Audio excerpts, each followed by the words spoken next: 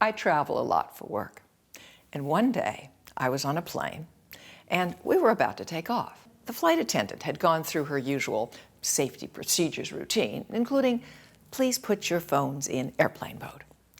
I noticed that the young man next to me, he had his earbuds firmly tucked in his ears, and he was clicking away, and I thought, well, he probably didn't hear the announcement. So I turned to him and I said, excuse me, you need to put your phone in airplane mode, right? We're about to take off. He ignored me. And the flight attendant is closing the doors, the plane is starting to taxi down the runway, and I'm thinking, this is not good. So I turned to the young man again and I said, excuse me, we're actually taking off. You need to put your phone in, airplane mode. Your cell signal could interfere with the pilot's radio frequencies. It's not safe. He turned to me and he said, what would you know? You're old.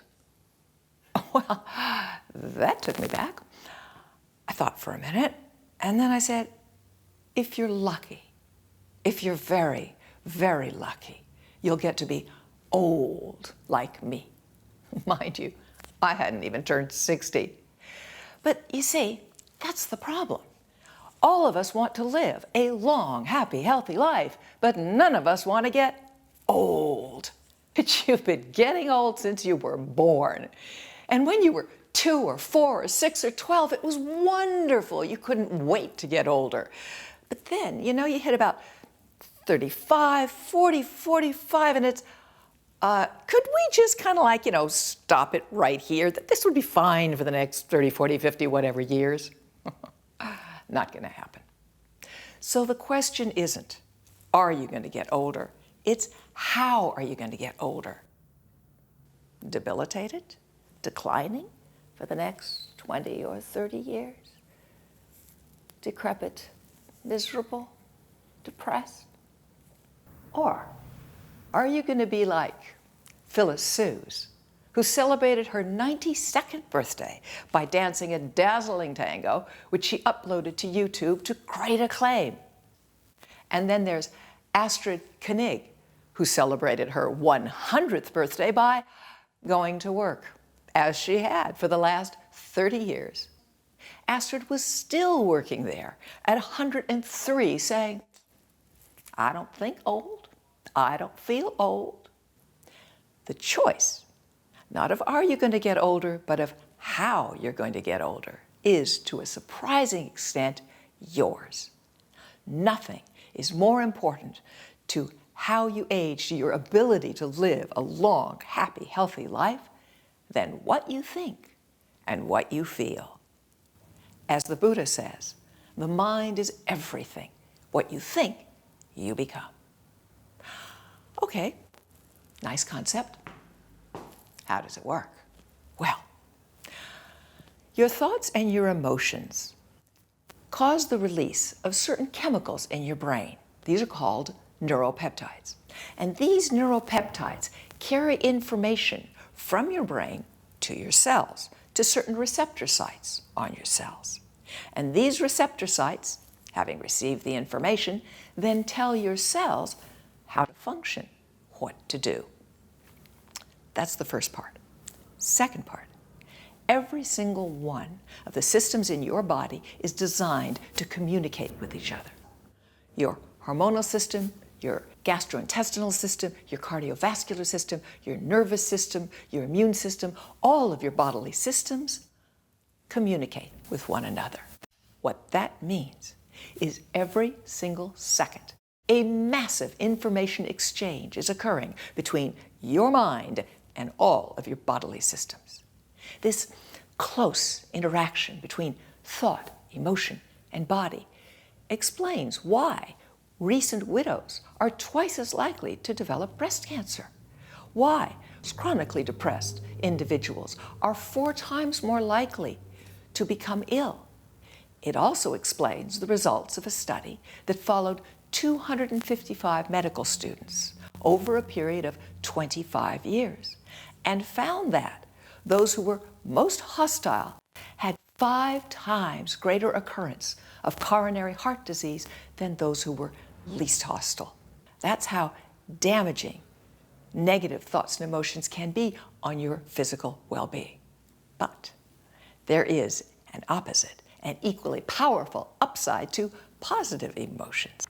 For example, a study showed that heart patients who routinely felt more positive emotions had a 20% greater likelihood of being alive 11 years later than heart patients who routinely experienced negative emotions.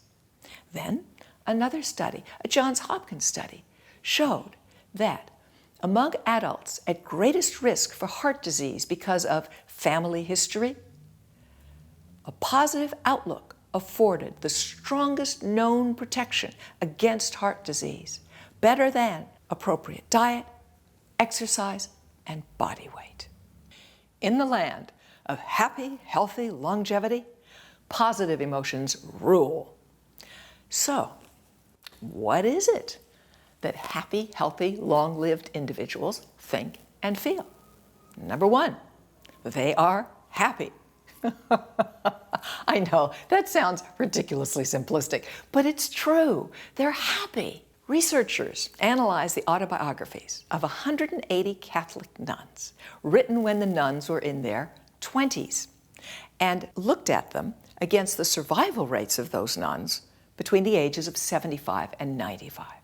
And what they found is that those nuns who expressed positive emotions, such as gratitude and happiness in their autobiographies, lived on the average 10 years longer than the other nuns. Another study done at University College London showed that older individuals who are happy had 35% less risk of dying in the 5-year period studied than older individuals who were not happy. Happiness matters. Secondly, happy, healthy, long-lived individuals are grateful. Now, highly grateful individuals have strong immune systems. They're sick less often. They have lower blood pressure, and they're less inclined to depression or anxiety, all of which are factors that lead to better health and longer life. What else? Being grateful reduces stress. Grateful individuals have 10% less stress-related illnesses and 12% lower blood pressure. But more to the point, grateful people live on the average 7 years longer. What else? Well, let's see. Happy, healthy, long-lived individuals are optimistic. Optimism, characterized by a hopeful and confident attitude towards the future. Optimists thrive. They not only do better at work, at school, and in sports, but they get over setbacks much more easily. They're less depressed. They're calmer, happier, and generally more at ease with themselves and with their lives. Optimists have powerful immune systems and positively amazing heart health. Optimists are twice as likely to be an ideal cardiovascular condition as pessimists. Optimists are healthier, live longer, and age well. It's been shown study after study after study. And lastly, happy, healthy, long-lived individuals are appreciative. Now, appreciation and gratitude are often used interchangeably, but actually, they're not the same thing. You see, gratitude is feeling thankful, being thankful for something received, whereas appreciation is acknowledging the value of something, the positive meaning it has for you, how it matters to you. Appreciation is a hallmark of the long-lived, even more so of centenarians. Centenarians are a wacky bunch. They're all over the place when it comes to lifestyles. Some of them swear by what they eat. Others say, doesn't make a difference. Some of them exercise religiously. Others, a quiet walk will do. Some of them say, a raw egg every day is what will do it. And others say, a can of beer. So, as you can see, it's everywhere. However, the one thing that study after study shows that centenarians have in common is a great appreciation for the ordinary pleasures and experiences of life. That's it. Appreciation is the key. It is what unlocks your ability to be grateful, happy, and optimistic, which in turn supports a good immune system, great cardiovascular health, and all the other factors that ensure a long, happy, healthy life. Okay, nice concept, nice theory. How does it work in everyday life? How do you bring it down into the details of your everyday life? You shift your focus. Appreciation is, above all, a shift in focus from what you don't have, can't do, are not, to focusing on what you do have, can do, and who you are. It's going from what you don't value about whatever to what you do value about a person, thing, or situation. And no one exemplifies this better than the differently abled. People who, for whatever reason, have lost an arm, a leg, or both. The U.S. National Wheelchair Basketball Association has both male and female teams that whiz about the court with very little regard to the fact that they have no legs. Instead, they focus on their arms, their brains, a skill they've learned, their ability to work with their teammates. And what about individuals such as Stephen Hawking? Stephen Hawking, the brilliant theoretical physicist, was diagnosed with ALS when he was 21, not expected to live past 25. And yet, Stephen Hawking has paid little attention to his ever-compromised condition, and at 73 years of age, he is still the director of research at the Cambridge University Department of Applied Mathematics and Theoretical Physics. And guess what? He didn't have any plans to retire either. And then there's one of my all-time favorites, Harriet Thompson. Harriet Thompson became, at age 92, the oldest woman to finish a marathon. Her 16th, by the way. Harriet is a 2-time cancer survivor, and during this historical marathon, wore stockings to cover the wounds that she had received from her latest radiation treatment. Now that is a can-do individual. And when she was asked, well, how do you prepare for a marathon? She said, I just think I'm gonna do it. Not I can't do it, I'm gonna do it. And there you have it. There's a real easy 3-step process that I like a lot that can help you shift your focus in pretty much any situation, from what you don't have, are not, and can't do, to what you do have and are, can do. And it goes like this. Step 1 is to play the what-if game positively. Now, we all play the what-if game, only mostly we play it negatively, like, the traffic is just awful. I'm going to be late. I know I'm going to be late. Gosh darn it. And when I'm late, I guarantee everybody will know it. Oh dear. And what if I get fired? Oh no. And what if I can't find another job? And what if, oh dear, I haven't been feeling well lately. Oh, what if I have cancer?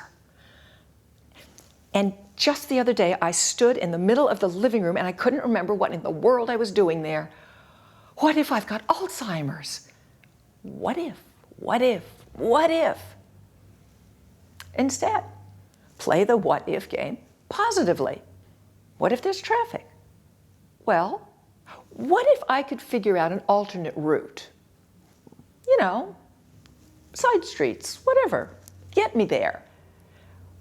What if I'm not the only one late? What if everybody's late? What if it doesn't matter? What if I improve my skill set? So when they are firing people, I'm not going to be one of them. What if I do lose my job? What if I find a better job, one that I finally like? And I haven't been feeling well lately, but what what if it's just indigestion? And, you know, I remember being in my 20s and standing in front of the refrigerator not knowing what the heck I wanted to do there. What if it's just forgetfulness, not Alzheimer's? Do you see what thinking about the positive possibilities does? It allows your immune system to relax, which means it doesn't send that emergency message to the rest of your body, which is very damaging. Your heart rate can relax so that your heart can beat in an orderly fashion. You're in a much more positive place. Secondly, appreciate what is, just like the differently abled, like Harriet Thompson or Stephen Hawking. Appreciate what you have. Don't dwell on what you don't. Now, of course, if you get a diagnosis of cancer, you're not going to appreciate the diagnosis of cancer. That would be cruel. But you can appreciate that you have access to resources, that there are wonderful physicians, that they come up with new and better treatments all the time, that you have support.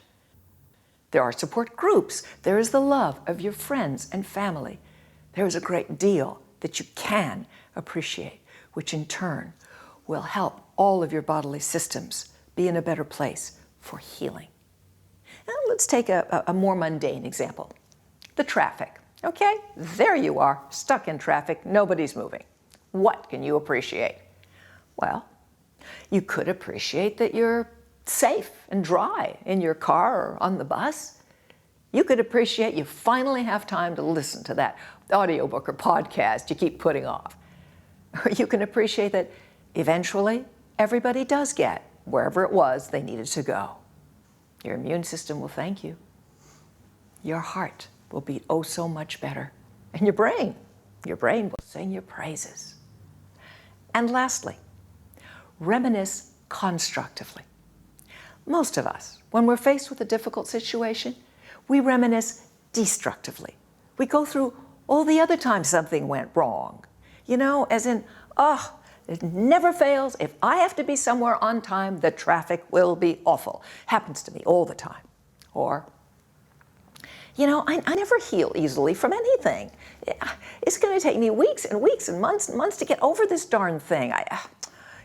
Or I'm not going to find a better job. I never find a better job. I always have to settle for some awful position that I really don't want with a boss I really don't like. Hey, we've all had our ups and downs.